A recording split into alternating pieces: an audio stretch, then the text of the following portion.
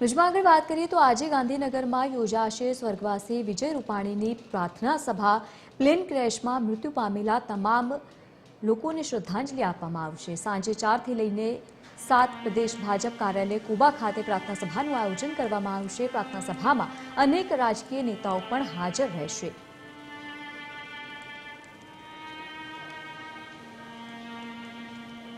राष्ट्रीय अध्यक्ष जेपी नड्डा सहित राष्ट्रीय महासचिव અને સાથે જ તમામ રાજકીય મુખ્ય નેતાઓની પણ ઉપસ્થિતિ જોવા મળશે। મુખ્યમંત્રી ભૂપેન્દ્ર પટેલ અને સાથે જ પ્રદેશ અધ્યક્ષ સી.આર. પાટીલ પણ ઉપસ્થિત રહેવાના છે।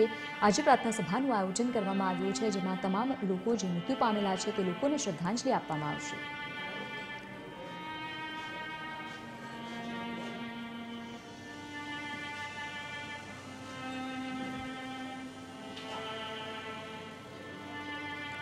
તો સાંજે 4 થી 7 પ્રદેશ ભાજપ કાર્યાલય કોબા ખાતે પ્રાર્થના સભાનું આયોજન કરવામાં આવ્યું છે। રાષ્ટ્રીય અધ્યક્ષ જેપી નડ્ડા સહિત મોટી સંખ્યામાં ત્યાં લોકોની પણ ઉપસ્થિતિ જોવા મળશે। રાજકીય આગેવાનો પણ પહોંચવાના છે। એસોસિએટ એડિટર અરુણ શાહ આપણી સાથે ફોન લાઈન પર જોડાયા છે। અરુણ, આજે પ્રાર્થના સભાનું આયોજન કરવામાં આવ્યું છે, શું વધુ વિગત? લવલી, જે રીતે અમદાવાદમાં વિમાની દુર્ઘટના અને દુઃખદ દુર્ઘટના બની એટલું નહીં, પણ તે દુર્ઘટનાના કારણે 274 જેટલા જે રીતે લોકો મૃત્યુ પામ્યા છે। ખાસ કરીને તેમાં પ્રવાસીઓનો સમાવેશ થાય છે, તદુપરાંત કેટલાક સામાન્ય નાગરિકોનો પણ સમાવેશ થાય છે।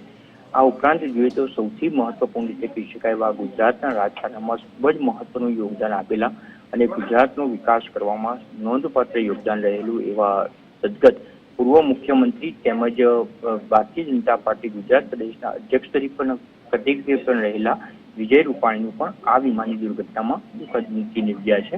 પરિણામે કહી શકાય કે તમામ લોકોને શ્રદ્ધાંજલિ અર્પીને તેમનો સદગતનો આત્મા સારી રીતે આત્મા પરમાત્માને પામે તે પ્રમાણેની શ્રદ્ધાંજલિ અર્પવાના હેતુથી ગુજરાત પ્રદેશ ભાજપ કાર્યાલય ખાતે આજે મહત્વની શ્રદ્ધાંજલિ સભાનું આયોજન કરવામાં આવ્યું છે। મહત્વપૂર્ણ છે કે સાંજે 4 થી 7 સુધી પ્રદેશ કાર્યાલય કોબા ખાતે આ સમગ્ર પ્રાર્થના સભાનું આયોજન કરવામાં આવ્યું છે। મહત્વપૂર્ણ છે તે તેમાં રાષ્ટ્રીય તેમજ પ્રાદેશિક નેતાઓ પણ ઉપસ્થિત રહેશે। પ્રાપ્ત થયેલી વિગત મુજબ રાષ્ટ્રીય અધ્યક્ષ જેપી નડ્ડા તેમજ મહાસચિવ વી સતીશજી સહિતના મહાનુભાવો ઉપરાંત વર્તમાન પ્રદેશ અધ્યક્ષ સી.આર. પાટીલ તેમજ મુખ્યમંત્રી ભૂપેન્દ્ર પટેલ સહિતના અનેક મહાનુભાવો આ પ્રાર્થના સભામાં ઉપસ્થિત રહીને સદગત જે મૃત્યુ પામેલા તમામ લોકો છે તદુપરાંત ખાસ કરીને પૂર્વ મુખ્યમંત્રી વિજય રૂપાણી સહિતના તમામને શ્રદ્ધાંજલિ અર્પણ કરશે। જી અરુણ, આપ અમારી સાથે જોડાયેલા રહેજો।